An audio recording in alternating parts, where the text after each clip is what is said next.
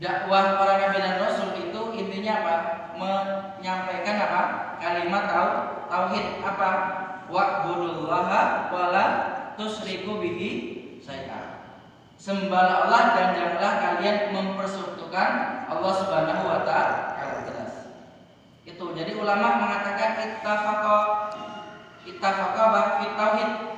Para nabi dan rasul mereka sepakat dalam masalah tauhid. Waqtalafa fi syar'i.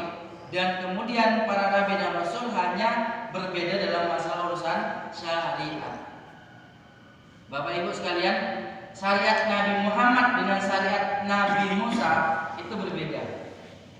Beda betul Pak? Beda. Makanya kadang kita diberikan kelonggaran oleh Allah Subhanahu wa taala ketika Allah menyampaikan la yukallifullahu nafsan illa wus'aha. Allah enggak maksa berupa misalnya kita sakit parah, kira-kira sholatnya harus berdiri enggak? Enggak harus. Maka ada alternatif. Kalau tidak bisa berdiri maka duduk. Kalau kemudian tidak duduk maka kemudian berbaring. Ada pilihan-pilihan. Artinya apa? Agama Islam itu mudah. Kita bayangkan Pak, kalau kita jadi umatnya Nabi Musa, kita kebayang nggak? Orang itu kalau bertobat kata Allah apa? Faktulu anfusakum, bunuhlah diri kalian. Itu syarat tobatnya di zamannya Nabi Musa. Nah, kira-kira kita sanggup bukan Pak? Buat dosa besar kemudian kamu mau tobat, mau bunuh diri atau bunuh teman. Itu syariatnya Nabi Musa. Itu tercantum dalam surah Al-Baqarah. Nanti bisa dibaca surah Al-Baqarah ayat yang berapa ya? Juz pertama ya Pak. Nanti bisa dilihat awal-awal itu. Ya. Tapi kalau kita bicara tentang syariat Nabi Muhammad beda. Apa syarat tobat itu kan Rasulullah menyampaikan dalam Quran juga disampaikan bahwasanya ada istilah taubatun nasuha. Yang pertama Pak, taubat itu istighfar. Yang kedua menyesal. Yang ketiga Pak, berazam berniat untuk tidak mengulanginya kembali. Ada syarat satu lagi, kalau itu adalah kesalahannya ketika dia melakukan kesalahan kepada orang lain yang menyangkut dengan hak manusia. Apa? Meminta maaf kepada orang yang telah dizalimi. Itu syaratnya. Itu luar biasa Pak. Makanya kita bersyukur menjadi umatnya siapa? Nabi Muhammad SAW. Kemudian apa? Allah menyampaikan millata abikum Ibrahim adalah agama bapak kalian. Siapa? Nenek moyang kalian adalah Nabi Ibrahim alaihi salam. Bapak Ibu, Nabi Ibrahim itu dijuluki sebagai Nabi apa? Julukan Nabi Ibrahim itu apa? Di antaranya apa Pak Bu? Nabi Ibrahim disebut julukannya Abul Anbiya, bapaknya para nabi. Selain itu apa Pak? Kira-kira apa Bu? Ibrahim julukannya adalah Abu Diafa, bapaknya para tamu. Loh kok bisa? Bisa. Ini panjangan baca di surat apa itu? Juz 27 Pak ya. Ketika Allah menyampaikan bahwasanya ada dua tamu, yaitu adalah malaikat yang menjelma apa? Manusia, adariyat. Kemudian ketika tamu tadi datang, maka kemudian tamu tadi mengucapkan salam ke Nabi Ibrahim dan Nabi Ibrahim menjawabnya, dan langsung Nabi Ibrahim itu datang ke keluarganya menanyakan adakah makanan. Tidak ada. Maka Nabi Ibrahim akhirnya mengambil anak sapi yang gemuk, kemudian disembelih dan dimasak, kemudian dihidangkan kepada tamu tersebut. Dan tidak hanya itu Bapak Ibu, Nabi Ibrahim itu kebiasaannya kalau makan, beliau itu selalu apa? Membuka pintu rumahnya, tidak pernah menutup pintu rumahnya. Nah, kita pribun Pak. Nek lagi makan, kira-kira pintu rumah ditutup atau dibuka? Tutup. Biar apa Pak? Nabi Ibrahim kalau makan dibuka pintunya, ada lewat dipanggil sini makan bareng saya. Makanya kemudian apa? Beliau dijuluki apa? Bapaknya para tamu. Gak peduli tamunya di orang jahat, orang baik, orang kemudian kafir, muslim, yang penting tamu datang disuguhi disediakan makanan minuman. Masya Allah, itulah adalah makanya kemudian kenapa Nabi Ibrahim dijadikan teladan, bapaknya para tamu, bapaknya para nabi, Abul Anbiya. Ya. Jamaah salat subuh rahimani wa rahimakumullah, inilah kemudian yang menjadi titik poin kita adalah bagaimana kita berusaha untuk meneladani Nabi kita Ibrahim alaihi salam. Kemudian Allah menyampaikan bahwa sama kaum muslimin, dan yang menamakan kalian ada seorang muslim sahabat Allah Subhanahu wa taala. Dari kapan? Sejak dahulu. Al-muslimun, apa artinya al-muslimun? Adalah orang-orang yang berserah diri, orang-orang yang taat, tunduk patuh kepada aturan dan perintah Allah Subhanahu wa taala.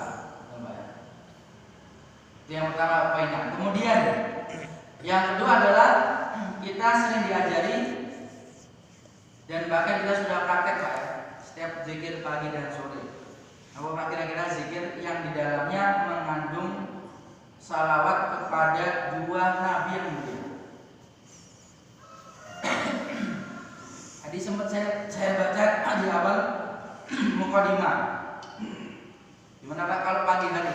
Asbahna alal fitratul Islam wa kalimatil ikhlas wa ala dini nabiyina Muhammadin sallallahu alaihi wasallam wa ala millati abina Ibrahim hanifan muslima wa makana minal muslimin. Ibu hafal betul Bu? Nanti sambil balik. Jadi zikir pagi sore yang ini kalau bisa kita selalu baca salawat kepada siapa? Kepada dua nabi yang mulia. Kita doa kepada Nabi siapa? Muhammad dan siapa? Nabi Ibrahim alaihi salam. Karena kalau kita lihat sejarahnya bahwasanya Nabi Ibrahim itu adalah kakeknya Nabi kita siapa? Muhammad sallallahu alaihi wasallam. Nabi Ibrahim itu punya dua istri. Istri pertamanya siapa Pak namanya? Sarah. Yang kedua Hajar. Siti Sarah kemudian melahirkan seorang anak yang juga menjadi seorang nabi. Siapa Bu? Siapa? Nabi Ishak dari Siti Sarah. Ishak kemudian nanti akan melahirkan Yakub. Yakub kemudian nanti sampai melahirkan 12 anak termasuk Nabi Yusuf alaihissalam. Kemudian dari jalur Hajar kemudian akan melahirkan seorang anak juga seorang nabi namanya siapa? Nabi Ismail alaihi salam. Nabi Ismail kemudian turun-temurun nanti kemudian akan melahirkan seorang nabi penutup para nabi dan rasul, yaitu nabi kita yang mulia siapa? Muhammad sallallahu alaihi wasallam. Ya. Jadi dulu kan kalau kita baca kisahnya, kita pelajari kisah Nabi Ibrahim. Nabi Ibrahim itu kan sudah berpuluh-puluh tahun Pak Bu ya, belum dikaruniai seorang anak. Mereka yang nanti ganda putra Bu. Bapak. Enten Pak. Alhamdulillah betul gitu. Ya. Nabi Ibrahim itu di usia yang sudah tua belum dikaruniai anak, sampai Siti Sarah itu sudah sangat tua. Maka kemudian karena Siti Sarah melihat Ibrahim itu kasihan kok nggak punya anak, akhirnya disuruh nikah lagi. Kalau bahasanya itu seorang istri itu kemudian mencarikan istri kedua untuk suaminya. Begitu. Jadi seorang istri kemudian mencarikan istrinya untuk suaminya menikah lagi agar punya anak. Ternyata benar, pancingannya benar. Ketika Siti Hajar dinikahkan kepada Nabi Ibrahim, akhirnya kemudian punya anak. Kira-kira cemburu nggak Sarah ke Hajar? Cemburu nggak Bu? Kira-kira cemburu buat Bu? Secara manusiawi cemburu Pak. Ada kemudian kata tetap ada kata cemburu, tetap namanya wanita cemburu. Bahkan di dalam kisah saya baca di kitab ada namanya Qasasul Quran itu sampai Siti Sarah mengancam kalau seandainya Siti Hajar sampai kemudian kembali lagi ke Palestina, karena pada waktu itu kan Siti Hajar dibawa oleh Ibrahim kemana? Ke kota Mekah, bersama Ismail. Maka kemudian ancamannya apa? Kalau Siti Hajar kembali ke sini, maka akan aku potong-potong tubuhnya. Ancamannya ngeri Pak ya? Ngeri. Kalau kita lihat Nabi Muhammad istrinya berapa? Ada 11, ada yang mengatakan 12. Di antara mereka ada yang cemburu nggak? Ada. Sampai pernah kejadian salah satu Nabi Muhammad dengan Siti Aisyah lagi berdua. Kemudian ada pembantu dari istri yang lain membawakan makanan. Kemudian makanannya diberikan kepada Nabi Muhammad dan dikatakan ini dari istri Anda wahai Muhammad. Maka kemudian makanannya ditempelin, dibuang sama Siti Aisyah. Dibuang. Maka Nabi Muhammad marah nggak marah. Tapi bilang ibunda kalian sedang marah. Begitu. Ya namanya manusia itu tetap ada rasa iri dan cemburuan wajar sekali. Makanya kita kemudian kalau tidak bisa dan tidak kuat maka cukup satu. Enak sing dua begitu Pak. Betul. Belum ya Bu. Kata Bapak Ibu. Ya masih rahimani oleh Allah. Itu ya. Kemudian itu yang kedua. Yang ketiga adalah nanti bisa sambil dihafalkan ya sedikit tadi pagi sore asbahna al-fitratul Islam. Kalau itu pagi hari, kalau sore hari gimana? Amsayna. Kalau pagi adalah asbahna. Kalau sore gimana? Amsayna. Al-fitratul Islam wa kalimatul ikhlas wa ala din nabiyina Muhammadin sallallahu alaihi wasallam. Wa ala millati abina Ibrahim hanifan muslimah wa ma kana minal musyrikin. Yang ketiga Bapak Ibu, dalam kita meneladani Nabi Ibrahim bahwasanya Nabi kita Muhammad SAW selalu memanjatkan doa untuk kedua cucunya. Cucu Nabi Muhammad sinten Pak namanya? Hasan dan Husain. Dari siapa?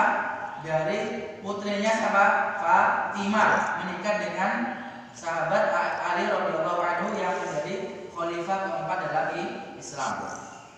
Ya. Apa doanya? Doanya hampir sama dengan zikir pagi sore juga yang awalnya. A'udzu bikalimatillahi tammati min kulli syaitanin wa hamatin wa min kulli ainin lamatin. Pernah dengar doa ini Pak? Mpun Bu, kira-kira pernah dengar Bu? Mpun, barusan. A'udzu bikalimatillahi tammati min kulli syaitanin yang pertama. Yang kedua apa? Wa hamatin. Yang ketiga apa? Wa min kulli ainin lamatin. Hadis sahih riwayat Tirmizi. Doa ini doa yang selalu dipanjatkan Nabi Ibrahim, kemudian diajarkan kepada Nabi Ismail dan Nabi siapa? Nabi Ishak. Dan kemudian ini juga ditiru oleh Nabi kita Muhammad SAW. Apa artinya? Ya Allah, aku berlindung dengan kalimat-kalimatmu yang sempurna dari apa? 3 hal. Satu adalah setiap gangguan syaitan. Yang kedua apa? Hamatin apa? Adalah hewan yang berbisa. Yang ketiga apa? Wa min kulli ainin lamatin, dari setiap penyakit ain yang menyakiti. Napa ain itu Pak? Penyakit ain apa? Ain itu kan dari bahasa Arab, ain itu artinya mata.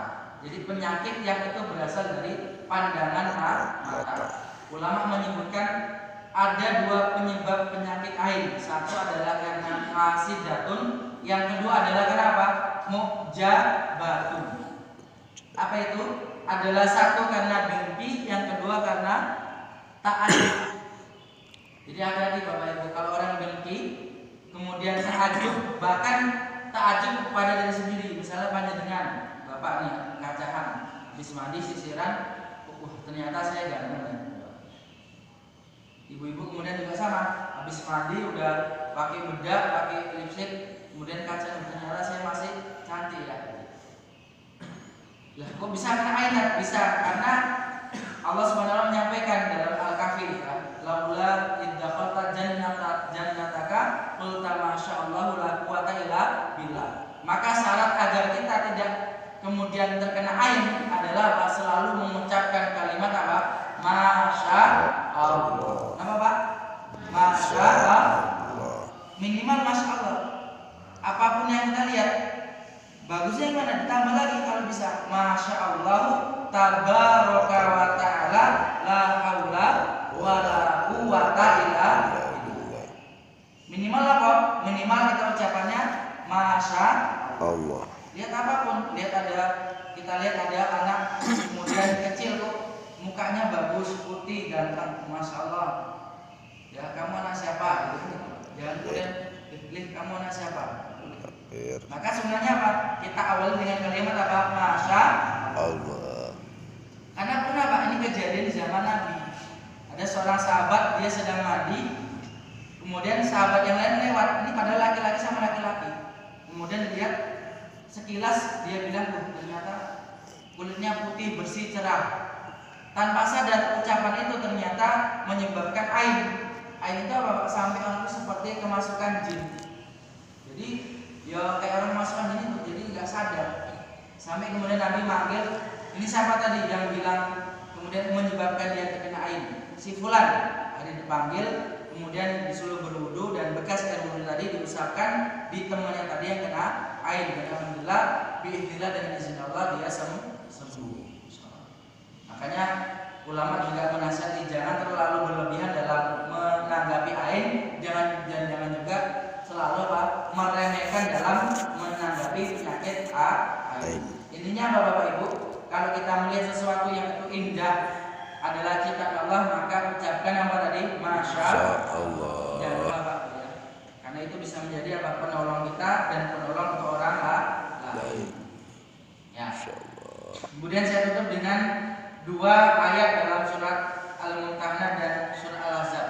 Surat Al-Mumtahanah surat yang ke-60 ayat ke-4, kemudian surat Al-Ahzab ayat ke-21 surat yang ke-33. Di sana tentang bagaimana Nabi Ibrahim dan Nabi Muhammad adalah menjadi suri tauladan yang baik, uswatun hasanatun. Sampai kapanpun mereka adalah sosok dua nabi yang kemudian menjadi panutan untuk kita sampai kita kemudian meninggal dunia, sampai untuk anak cucu kita kemudian. Kenapa? Sebaik-baik kata Allah adalah manusia yang Allah utus ke bumi adalah Nabi kita Muhammad SAW. Bahkan Nabi Muhammad dijuluki sebagai apa? Sayyidul Anbiya wal Mursalin, pemimpin para nabi dan rasul. Dan kemudian juga Nabi menyebutkan dalam sabda beliau bahwasanya aku adalah orang yang paling mirip dengan Nabi Ibrahim alaihi salam. Jadi kalau kita lihat Bapak Ibu dalam sejarah, Nabi Ibrahim itu secara fisik, secara face-nya, mukanya, postur tubuhnya itu persis dengan siapa? Nabi Ibrahim alaihi salam. Ketika Nabi Mi'raj ke langit, maka Nabi melihat dan mengatakan kepada malaikat Jibril, man huwa, maka siapa? Malaikat Jibril mengatakan dia adalah Nabi Ibrahim alaihissalam, dia adalah kakek kamu. Maka Nabi Ibrahim mengatakan pantas saja dia adalah mirip dengan saya. Makanya kemudian teladan itu turun menurun dari Nabi Ibrahim ke Nabi Muhammad, kemudian sampai ke umatnya kita hingga hari ini. Uswatun hasanatun adalah suri tauladan yang baik. Bagaimana beliau mengajarkan dalam kehidupan kita ini dari mulai bangun tidur sampai kemudian tidur kembali. Doa bangun tidur apa Bapak Ibu? Apa lagi? Ribun Bu? Asbahna. Ribun Pak doanya. Ribun Pak. Oh lupa. Kalau udah mau tidur Pak. Mau tidur doa cepat Pak ya. Kadang kita itu, kadang manusia itu sesuatu yang cepat itu lupa. Apa namanya yang kemudian dengan cepat, yang sesuatu yang kita kemudian tidak lama itu kadang kita lupa. Tapi kalau yang cepat itu ingat ya. Kayak misalnya kan ada doa itu kalau lupa makan gimana Ustaz? Orang makan misalkan laparnya, bahkan nasinya tinggal satu suap, lupa doanya. Ada nggak doanya? Ada Pak. Doanya apa? Bismillahirrahmanirrahim. Ada doanya. Jadi semuanya ada doanya. artinya semua aktivitas kita dalam keseharian dari bangun tidur sampai tidur kembali semuanya sudah diatur oleh Islam yang diajarkan oleh Nabi kita Muhammad SAW. Sholat subuh gimana, berapa rakaat, kemudian zikir pagi, sore, apa tujuannya? Agar kita terhindar dari gangguan-gangguan setan maupun gangguan-gangguan yang lain. Kemudian bagaimana kita bermuamalah, bagaimana kita berbakti kepada kedua orang tua, itu semuanya diajarkan oleh Nabi kita Muhammad SAW. Bapak Ibu jamaah sekalian yang sholat dengan Allah Subhanahu Wa Taala, sebenarnya kalau pembahasannya sangat panjang ya, tapi ini kita ambil poin-poin misalnya saja. Mudah-mudahan ini menjadi semangat kita, menjadi kemudian pelajaran untuk kita agar kita jangan lupa bahwasanya kita punya teladan yang baik dari sosok dua nabi, yaitu adalah Nabi siapa? Ibrahim dan Muhammad SAW, untuk menjadi pegangan hidup kita sampai nanti Allah Subhanahu Wa Taala mencabut nyawa kita masing-masing. Mudah-mudahan bermanfaat apa yang disampaikan sedikit ini. Kita akhiri dengan hamdalah dan doa kafaratul majelis. Alhamdulillahirobbilalamin. Subhanaka Allahumma wa bihamdika asyhadu an la ilaha illa anta astaghfiruka wa atubu ilaik. Kurang lebihnya mohon maaf. Assalamualaikum warahmatullahi wabarakatuh.